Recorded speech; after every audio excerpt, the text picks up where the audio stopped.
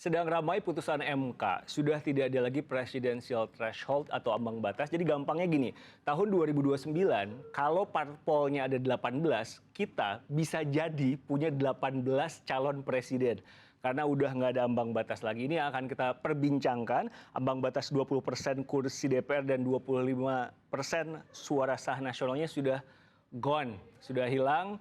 Tapi terus apa? Siapa yang diuntungkan? Liputan 6 Talks bahas ini sama saya Riko Anggara. Ada Pak Syahrin Hamid, jubir Anies Baswedan. Terima kasih Pak Syahrin meluangkan waktu. Oh ya, terima kasih. Ada Jayadi Hanan, Direktur Eksekutif Lembaga Survei Indonesia. Pak Jayadi, senang ketemu Anda. Senang Mas Riko, terima kasih mengundang kembali. Selalu senang. Pak Dave Laksono, Ketua DPP Partai Golkar. Pak Dave, sehat? Sehat, alhamdulillah semuanya. Gimana kabar? Sehat, tentu saja. Saya mau nanya dulu ke Pak Jayadi, supaya ada konteksnya nih. Pak Jayadi ini kan sebetulnya sudah 32 kali ditolak sama MK. Ini yang ke-33-nya. Apa yang terjadi menurut Anda? Apa yang berubah? Pertama, saya kira ada perubahan cara pandang dari MK ya. Kalau alasan-alasan yang dikemukakan kan seperti kata MK sendiri dalam putusannya itu kan sama. Saya pun sebetulnya sebelumnya itu diminta untuk ikut menjadi saksi ahli di sini, tapi saya bilang nanti alasan-alasannya sama seperti yang saya lakukan seperti sebelumnya dan bisa jadi ditolak lagi oleh MK gitu. Itu satu. Yang kedua, jadi cara pandang yang berbeda. Yang kedua, MK melihat ada perbedaan dari segi argumen dari istilahnya itu pengadu ya, yang melakukan judicial review ya, warga negara, dan itu alasan bahwa mereka kehilangan hak konstitusional dari sudut pandang moralitas pemilu, hak pemilu itu dari para penggugat itu kan bisa diterima oleh MK.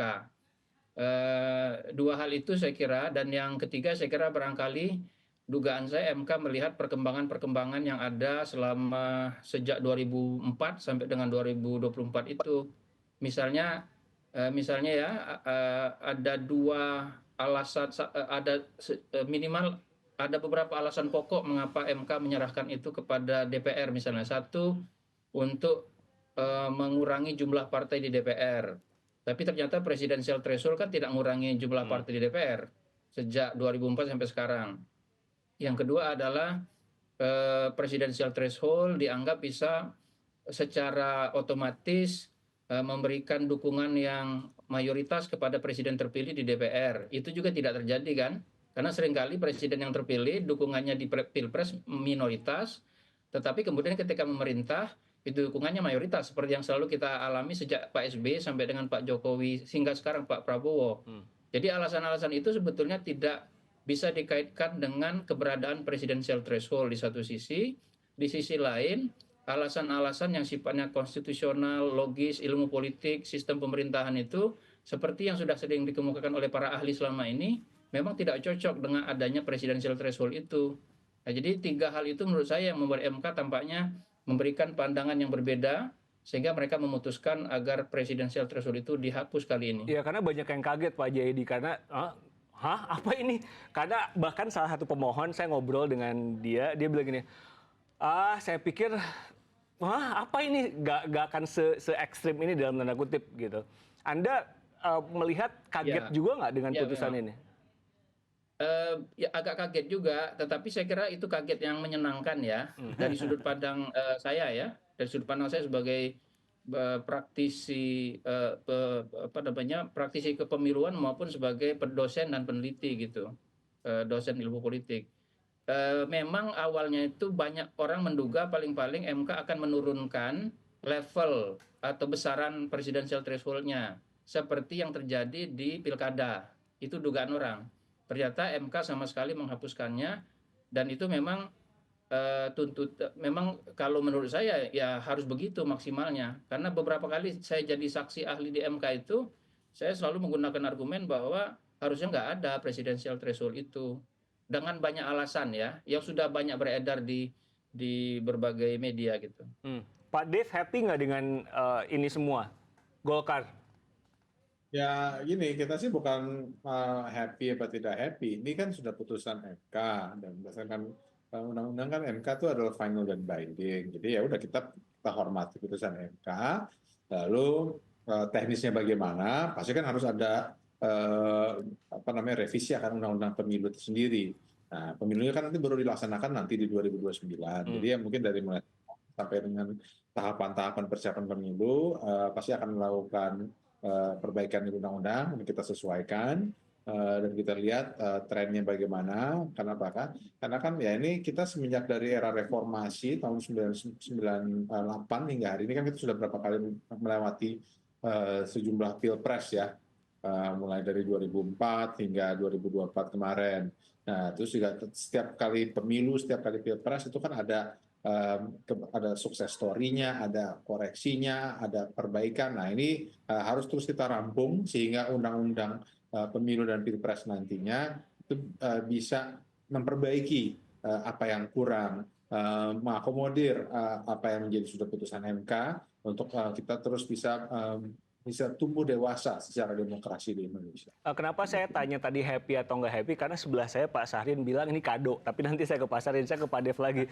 Jadi Golkar ini posisinya gimana? Antisipasinya gimana? Karena oke, pertanyaannya gini, ada presiden sekarang bahwa berapapun suaranya selama parpol itu lolos pemilu, dia kan bisa nyalonin capresnya dari parpol itu.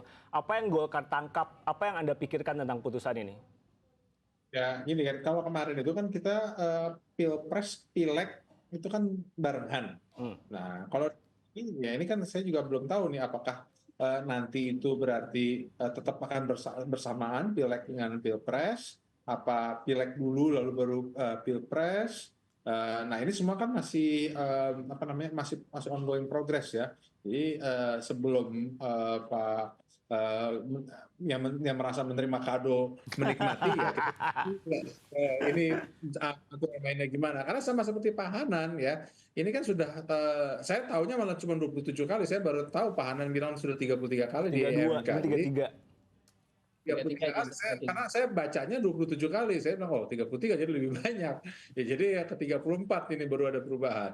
Ya, jadi ya kita lihat nanti gimana di DPR-nya, kita tentukan konsep pemilihan seperti apa, baru kita bisa menyikapi dan juga menyiapkan langkah-langkah berikutnya. Karena ini kan berkaitan juga dengan strategi politik ke depan kan, penempatan caleg, strategi apa namanya politik untuk turun ke bawah. Nah, ini semua panjang lah aturannya ini. Karena ini akan mengubah kayak peta politiknya gitu. Nanti saya akan ke Pak Jayadi lagi.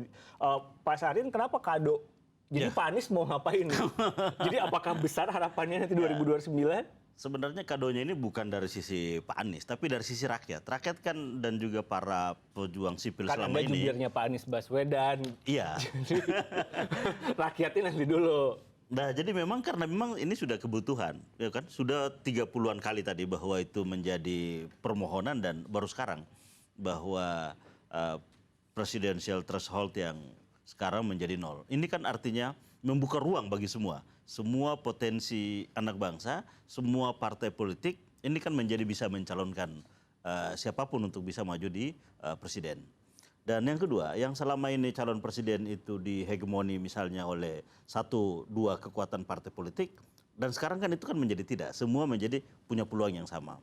Nah, dengan demikian maka tentunya tidak hanya Pak Anies yang punya peluang, tapi seluruh calon-calon potensial, seluruh anak bangsa yang potensial yang memiliki kualifikasi untuk maju sebagai calon presiden, nah ini kan mempunyai peluang dengan adanya putusan ini. Kalau konteksnya Pak Anies kan PR-nya berarti punya parpol, lolos pendaftaran pemilu. Betul. Bisa. Nah, sejauh ini apa? Ya, kalau Pak Anies memang sejak awal kalau kita lihat sebelumnya bahwa memang betul tidak menjadi anggota dari salah satu partai politik, tapi bahwa partai politik itu melihat bahwa Pak Anies menjadi bagian dari calon potensial. Itu satu. Yang kedua, namun kita lihat bahwa untuk ke depan ini juga menjadi pertimbangan tentunya bagi Pak Anies. Apakah nanti menjadi bagian dari partai politik yang sudah ada, ataukah misalnya akan membangun partai politik sendiri. Tapi udah pasti mau maju ya? Ya kan itu kan masih lama, Belanda masih jauh. Ya enggak lah, ya elah, bentar lagi. Bentar lagi. Tiba-tiba udah pilpres lagi. Oke, kejutannya apa nanti bulan depan? Kemarin kan sempat ada pemandangan tuh Pak Anies dan Pak Ahok. Oh ya, karena memang gini, memang selama ini kan publik melihat bahwa Pak Anies dan juga Pak Ahok ini kan dua sosok yang berbeda. Kebijakan-kebijakannya, karakter memimpinnya, dan juga memang dari sisi followers, para pendukungnya juga memang berbeda. Nah tapi ternyata kan itu bisa bersatu. Nah bersatunya dalam momentum pilkada kemarin misalnya DKI. Terus yang kedua ketika acara di Balai Kota kemarin itu juga ada momentum bertemunya Pak Ahok dengan juga Mas Anies. Nah ini kan sesuatu bagi publik. Apalagi Pak Ahok bilang bahwa ada kejutan. Nah karena Pak Ahok yang bilang ada kejutan, ya kejutannya tentunya Pak Ahok yang tahu gitu kan. Dilemparin ke Ahok, oke. Ya, dan itu kita lihat aja nanti. Mau bikin ormas bulan depan benar? Kak, itu Pak Anies. Oh itu Pak Anies, Itu jadi Pak benar. Anies. Ya kalau itu benar, Pak Anies akan sedang merancang sebuah wadah yang kira-kira di situ menjadi tempat berkumpulnya seluruh pendukung. Pak Jayadi, jadi peta politik pasca putusan MK ini gimana nih? Sekarang kita punya eksekutif dan legislatifnya gede gitu koalisinya. Ya. Setelah ada putusan ini, setiap parpol bisa nyalonin presiden dan tentu ada perubahan dong. Ya, di atas kertas bisa jadi ada perubahan, tetapi kan ada tidaknya presidensial threshold itu hanya salah satu variabel yang menentukan pola kompetisi kan. Ada banyak faktor lain nanti yang berpengaruh gitu. Tetapi sebelum lebih lanjut saya mengatakan ini sebenarnya berita baik untuk semua. Untuk rakyat Indonesia berita baik karena akan punya alternatif yang lebih banyak gitu. Yang kedua untuk partai politik itu juga berita baik, bukan hanya seperti kata Pak Saharin tadi bahwa setiap partai politik punya peluang yang sama.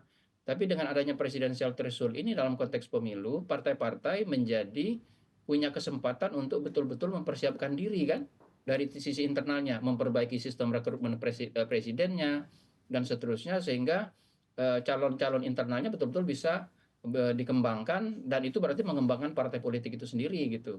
Jadi ini berita baik untuk rakyat Indonesia maupun untuk partai politik secara keseluruhan. Tapi Pak Jayadi, soal bagaimana secara teoritis di atas kertas memang peluang untuk lebih banyak adanya calon itu akan lebih terbuka kan? Akan lebih terbuka. Memang di atas kertas kalau misalnya seperti pemilu yang lalu di tingkat nasional itu kalau nggak salah ada 16 peserta ya. 18. Itu artinya kan 2020. ada 18 ya. Itu berarti ada 18 kemungkinan ada 18 calon gitu yang paling banyak tapi itu kan paling banyak. Tapi begini banyak tidaknya calon itu kan bukan hanya tergantung kepada setiap partai.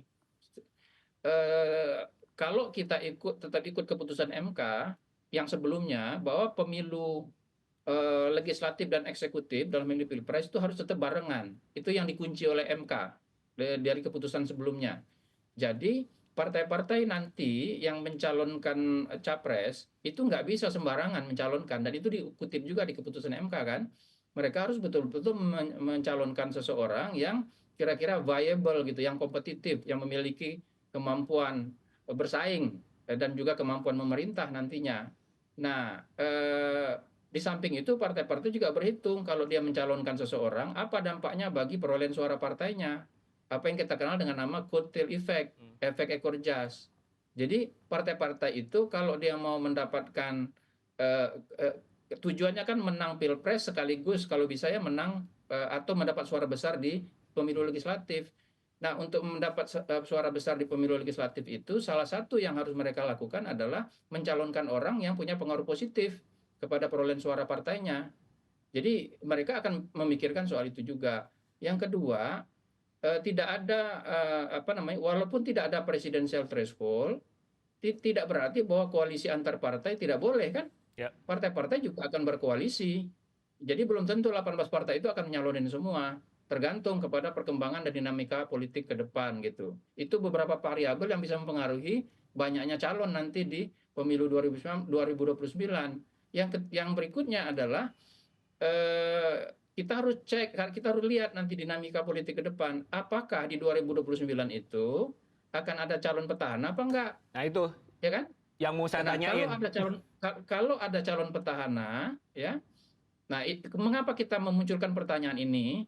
Biasanya kan calon presiden itu kepengen 2 periode kan minimal. Nah, Pak Prabowo kan baru 1 periode, jadi secara normal biasanya dia akan maju ke periode kedua. Tapi kan ada pertanyaan orang, apakah Pak Prabowo masih akan terus misalnya ya? Karena pada tahun 2029 nanti Pak Prabowo 78 tahun, ya kan? Di Amerika aja tuh dianggap cukup tua tuh, 78 tahun. Apa namanya? Sehingga apa namanya, Biden misalnya usianya sedikit lebih tua sih, 82 tahun. Dia nggak nyalon lagi, hanya 1 periode. Nah, kalau misalnya petahana Pak Prabowo misalnya maju lagi sebagai capres, dan Pak Prabowo memiliki approval rating, tingkat kepuasan yang baik di masyarakat, biasanya partai-partai yang ada akan lebih cenderung mencalonkan petahana. Itu artinya nanti jumlah jumlah capres bisa jadi nggak sebanyak yang kita perkirakan, Ya, ya, begitu. ya, ya. Jadi Tentu supaya menang gitu kan, menang barengan aja betul. gitu. Jadi Heeh. lalu faktor berikutnya juga nanti kita harus melihat berapa banyak sih nanti peserta pemilu di 2029 itu. Oke. Kan undang-undangnya bisa jadi berubah. Persyaratan untuk menjadi peserta pemilu bisa jadi diperketat oleh Pak Dev dan kawan-kawan. Ya kan? Yang sekarang aja udah ketat. Tidak mudah loh partai politik ikut pemilu kan? Syaratnya berat. Ya, dan itu boleh-boleh aja kan, itu boleh secara undang-undang. Bisa jadi di situ Ya, ada pemberatan syarat untuk ikut partai untuk ikut pemilu nah kita begitu. kan sebetulnya Nah, kalau masih nunggu turunannya kan. Kita masih nunggu turunannya, seperti yang tadi Pak Jayadi bilang, bisa jadi di turunannya itu nggak segampang tiba-tiba bisa nyalonin presiden. Saya ke Pak Dev. Pak Dev kan tadi ada preseden bahwa petahana itu maju lagi. Nah, Golkar posisinya gimana ya kalau misalkan Pak Prabowo misal maju lagi, terus pasti kan kalau Golkar mau nyalonin orang terbaiknya Golkar jadi capres, itu gimana nanti hubungannya? Wah, Apalagi suara itu Golkar juga banyak kan? ya enggak. Posisi Golkar saat ini adalah bagian utama dari pemerintahan Prabowo Gibran.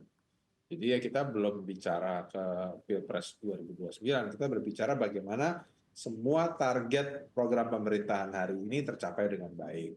Ya kita masih bicara seperti itu dulu. Ini kan semakin baru terima apa namanya beritanya kemarin bahwa ada putusan. Jadi ya, sikap Golkar saat ini adalah bagaimana Golkar bisa terus menjadi bagian utama pemerintahan Prabowo Gibran dan menyelesaikan semua target-target pemerintah. Itu saja dulu yang kita bisa sampaikan saat ini. Tapi fakta bahwa Golkar juga pengen kadernya maju jadi capres ada dong.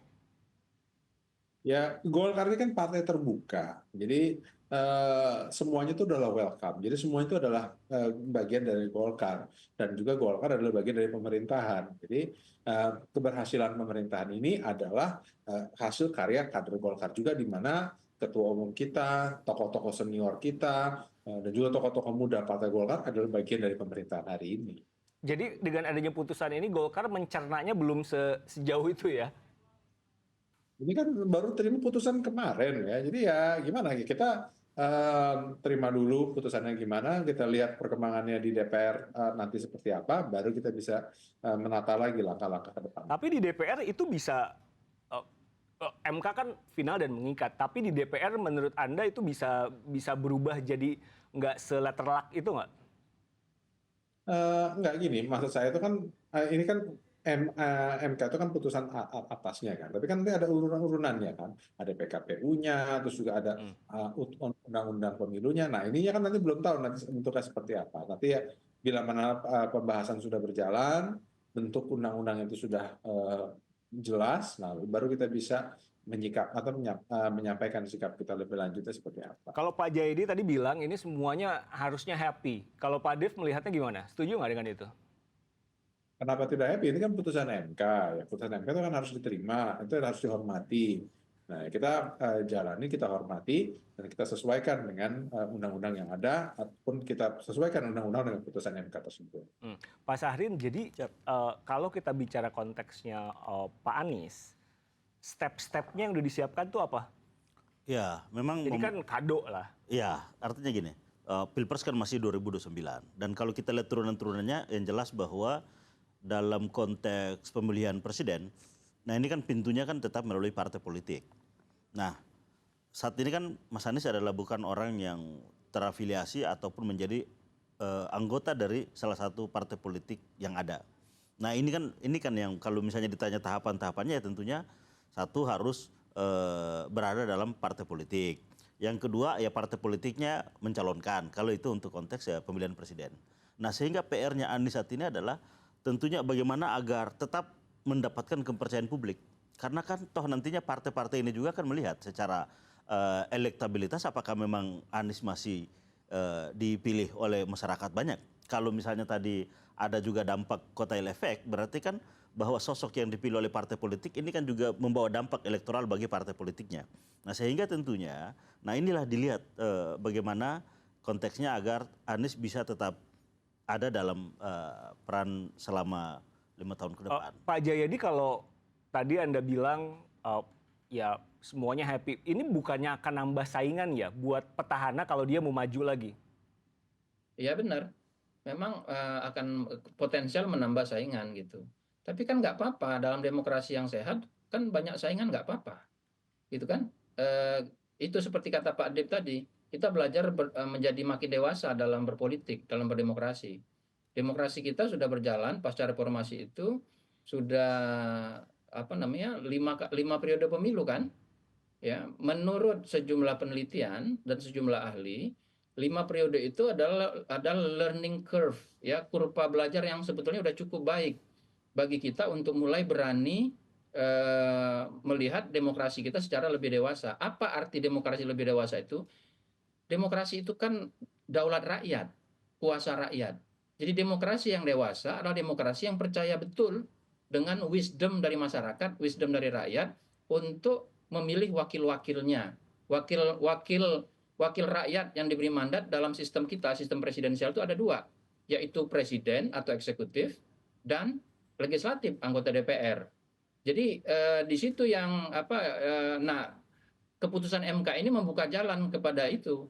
Jadi kita pertama mendewasakan dan menantang partai-partai politik untuk lebih kuat, lebih melakukan konsolidasi lebih baik secara internal supaya melahirkan calon-calon pemimpin yang kuat, yang kompetitif, yang punya elektabilitas tinggi.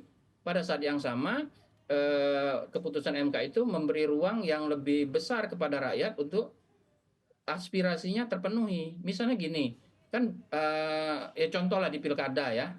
Di pilkada itu kan banyak calon-calon yang diperkirakan oleh masyarakat itu harusnya muncul, tapi banyak yang nggak muncul. Apa salah satu penyebabnya? Salah satu penyebabnya adalah adanya threshold yang kemudian diturunkan oleh MK.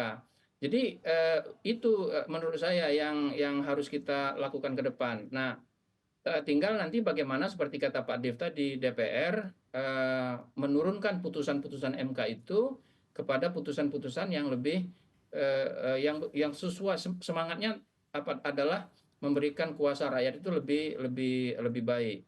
Dan jangan lupa tuh ada sejumlah klausul yang disampaikan oleh MK ya. Misalnya ada klausul bahwa saya nggak ngerti maksudnya apa. Ini nanti agak tricky nanti. Nanti DPR bisa bermain di situ. Yaitu misalnya harus ada rekayasa konstitusional. Kata klausul di MK itu untuk memastikan agar calon yang muncul tidak terlalu banyak. Nah ini kan agak ambigu nih, maksudnya apa gitu kan? Banyak itu ukurannya apa ya? Ya itu makanya itu yang nanti akan menjadi perdebatan di DPR karena kan nanti tugas DPR untuk menurunkannya. Jadi tapi pada saat yang sama MK membuat klausul bahwa apapun keputusannya tentang undang-undang pemilu yang menjadi turunan dari putusan MK itu nanti harus memberikan partisipasi publik yang meaningful, yang bermakna. Jadi ada klausul-klausul seperti itu yang diberikan oleh MK yang nanti yang itu membuat kita belum tahu persis seperti kata Pak Adib tadi nanti realnya bentuknya revisi undang-undang pemilu itu nanti akan seperti apa gitu. Pak Jayadi, kalau kita ngomongin soal kan logikanya gini, ini kan ada koalisi besar nih, ada koalisi besar. Terus apakah putusan MK ini akan mengubah atau mengancam sebuah koalisi besar karena suuzonnya parpol-parpol ini ingin mengambil ingin mengambil suara rakyat atau simpati rakyat saat pemerintahan ini berjalan, akan ngancem nggak? Ya secara politik minimal keputusan MK ini meningkatkan daya tawar masing-masing partai politik secara individu di dalam koalisi, gitu. Hmm. Jadi apa namanya, salah satu begini loh, dalam apa ya, dalam berkoalisi itu kan ada untung ada rugi kan gitu. Ya.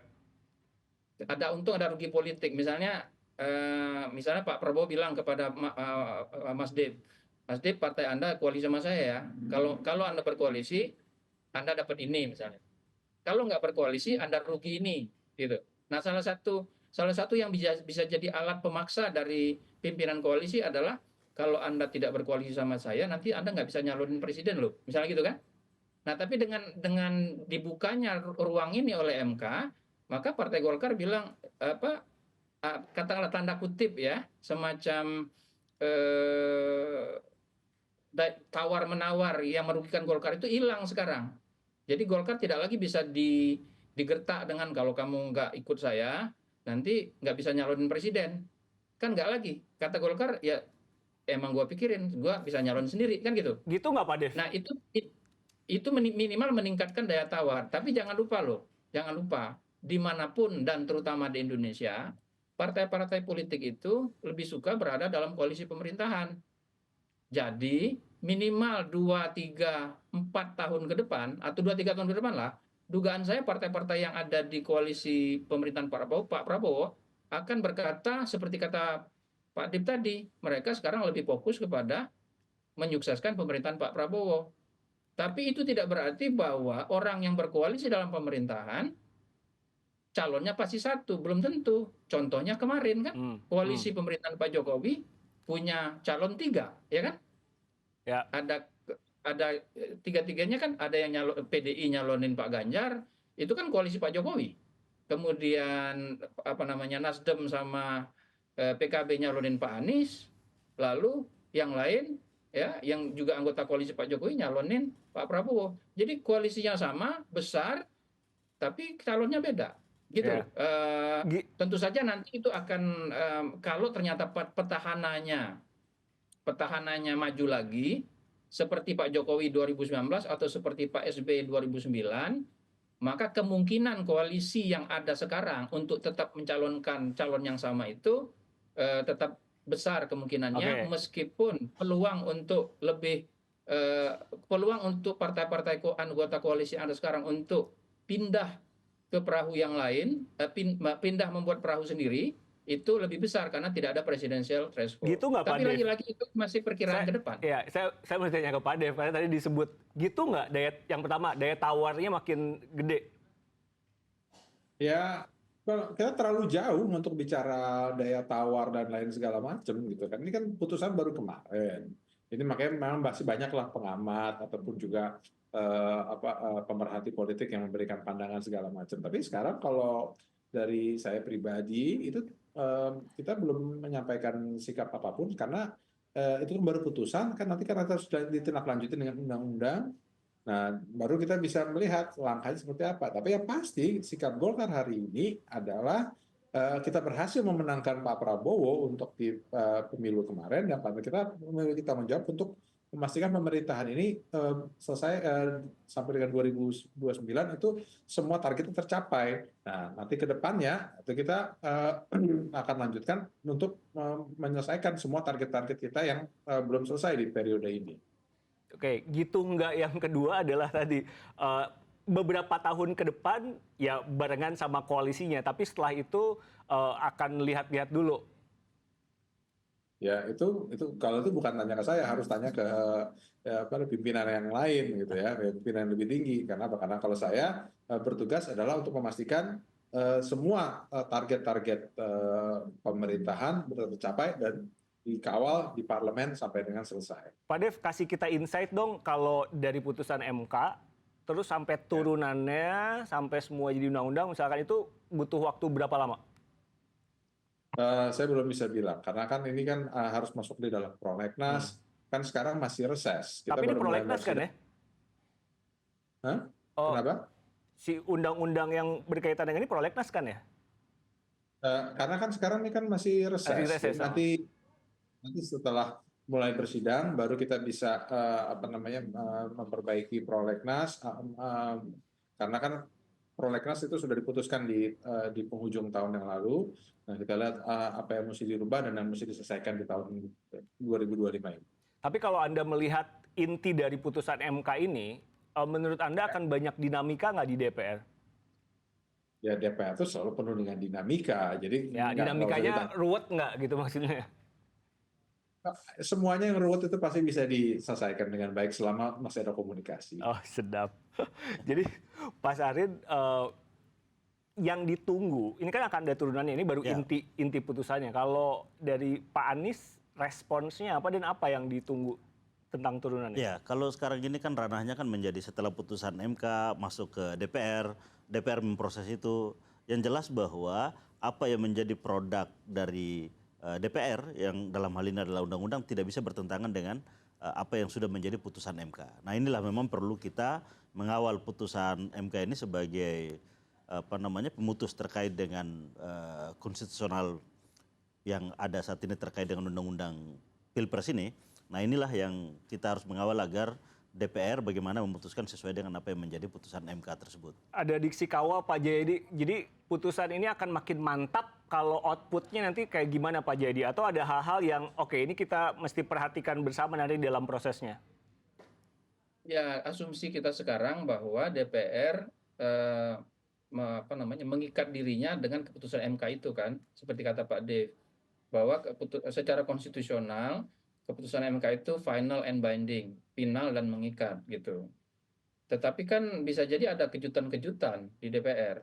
Misalnya, ini mungkin terlalu jauh ya. Misalnya begini, kan wacana amandemen UUD 45 masih ada tuh. Minimal misalnya wacana amandemen UUD 45 untuk memasukkan GBHN itu kan masih ada. Nah, kalau itu berlanjut, lalu misalnya itu kan bisa menimbulkan banyak dinamika seperti misalnya ada kecurigaan nanti kalau dilakukan amandemen walaupun disebut terbatas bisa jadi itu kemudian malah mengubah pasal-pasal yang terkait dengan pemilihan presiden, persyaratan pemilihan presiden dan sebagainya. Jadi memang saya setuju bahwa bagaimanapun pertama kita harus percaya ya, masih menaruh kepercayaan kepada DPR bahwa mereka akan berjalan dalam jalur konstitusional yang berlaku sekarang. Tetapi kita kan harus tetap memberikan partisipasi publik. Dalam bahasa Bung Syahrin tadi harus dikawal gitu supaya kenapa? Karena ada presiden kan? Ada presiden, DPR berupaya untuk mengelak dari keputusan MK itu seperti yang terjadi pada tanggal 20 Agustus 2024 yang lalu, keputusan perubahan ambang batas untuk pilkada gitu. Nah, jadi presiden-presiden itu harus membuat masyarakat sipil, para pegiat demokrasi untuk ya bermitra dengan DPR sekaligus mengawasi DPR. Dan itu kan diperingatkan oleh MK dalam klausulnya bahwa apapun perubahan-perubahan proses pembentukan undang-undang terkait dengan pemilu terutama itu harus melibatkan partisipasi publik yang bermakna, yang meaningful kalau dalam bahasa yang kita dengar dari MK itu. Pak Jayadi, supaya kita lebih kebayang nih, nanti 2029 kan pemilu itu pasti kita bahas manusianya kan, rakyat yang milih dan juga tokoh-tokoh yang akan battle di situ. Berarti nanti 2029 Anda melihatnya muka-mukanya siapa aja nih? Oke, misalkan dibilang terlalu jauh, dinamikanya panjang. Tapi kan ya bukannya kita suka ngeliat, dia lagi, circle ini lagi. Tapi harusnya sudah bisa kepetakan dong Pak Jayadi. Ya tergantung kepada, pertama dengan asumsi petahananya maju berarti ada Pak Prabowo kan kemungkinan kan. Kemudian nah yang jadi menarik apakah Pak Prabowo akan berpasangan dengan Gibran lagi apa enggak gitu kan. Karena partai-partai di koalisi mungkin mereka tetap nyalonin Pak Prabowo tapi kalau bisa cawapresnya beda dong misalnya ya. Itu sebagai contoh. Itu kemungkinan-kemungkinan. Lalu yang bisa kita lihat sekarang ya ada peluang Pak Anies untuk maju menjadi terbuka kan gitu. Walaupun misalnya PDI nggak nyalonin, Pak Anies kan minimal bisa bikin partai sendiri, misalnya. Tapi memang tidak mudah kan, karena partainya harus lolos sebagai peserta pemilu. Lalu ada nama-nama seperti Pak Ganjar, ada nama Pak Mahfud, lalu sejumlah kepala daerah yang cukup moncer, ada Ibu Hovifah, ada Pak bukan Pak Ridwan, mantan kepala daerah kalau Pak Ridwan Kamil, ada mungkin juga di Jawa Tengah kan gubernur gubernur Jawa Tengah, mungkin juga dari Sumatera Utara, ya di situ ada menantu Pak Jokowi, Bobi Nasution, dan seterusnya dan seterusnya. Jadi kalau kita mau berandai-andai sekarang ya paling tidak nama-nama itu kita perkirakan akan berupaya untuk naik kelas kan dari pimpinan di tingkat lokal menjadi pimpinan di tingkat nasional. Pak Jokowi Dan ada bisa di jadi mana, ada Pak Jayadi? kejutan dari pimpinan partai. Posisi Pak Jokowi itu ada di mana? Posisi Pak Jokowi kan ya, sebagai mantan presiden, Pak Jokowi kan ini pendukung Pak Prabowo sampai saat ini ya. Jadi dugaan saya beliau masih berada di koalisi Pak Prabowo. Kalau nanti Pak Prabowo tetap maju, kecuali kalau ada perubahan-perubahan dinamika ke depan. Oke, kalau dari Golkar ada nama-nama potensial yang sudah kebayang, pasti jawabannya Pak Dev, ini kan masih jauh, ya nggak apa-apa lah, namanya juga nanya. Ya, Namanya tanya juga lagi usaha. nanti. Apa-apa gimana? Tanya lagi nanti 2028. Tapi gini, kalau Anda melihat, ini kan kita semua tahu ada Pak Prabowo, ada Pak Jokowi, ada nama-nama besar di situ. Kalau dari Golkar bagaimana melihat dinamika politik? Gini deh, gimana Golkar memaknai putusan ini? Atau Anda sebagai anggota DPR memaknai putusan MK ini? Ya, putusan MK itu ya harus kita hormati dan ya, itu kan sudah tadi kita sepakati, yang sudah kita semua ketahui bahwa putusan MK itu berdasarkan konstitusi adalah final dan mengikat. Jadi ya itu yang harus kita hormati dan ya, kita lihat bagaimana nanti kita inkorporasi putusan tersebut ke dalam undang-undang nantinya. Nah, nanti pelaksanaan seperti apa ya baru kita lihat lah arahnya gimana peta politik kita ke depan. Oke, ini mungkin dijawabnya nanti tahun 2028. Tapi kalau Pak Jokowi akan menjadi calon yang menarik nggak buat digandeng atau buat di apa gitu buat nanti 2029? Jokowi kan sudah selesai 2 periode sebagai presiden, jadi ya mau gimana lagi? Beliau itu adalah bapak bangsa, beliau itu adalah panutan kita. Keberhasilan beliau untuk bekerja dan menjalankan roda pemerintahan selama 10 tahun itu sudah sangat luar biasa dan ya itu menjadi panutan kita semua.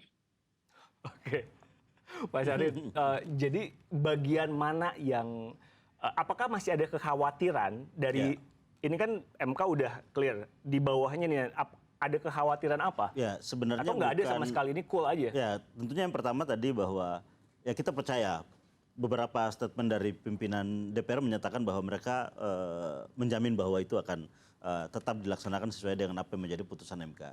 Cuman bahwa memang ada presiden sebagaimana yang disampaikan tadi Jayadi soal beberapa waktu lalu. Nah, sehingga memang partisipasi publik, partisipasi rakyat dalam agar turunan dari putusan MK ini dalam bentuk undang-undang nanti sesuai dengan apa yang menjadi putusan MK. Nah, inilah yang tentunya perlunya partisipasi publik secara luas. Ya, apakah itu kekuatan sipil, apakah itu partai politik sendiri, fraksi-fraksi DPR. Nah, inilah yang perlu kita juga ikut melihat ini supaya apa yang nantinya dimaksudkan oleh putusan MK, nah itu terwujud.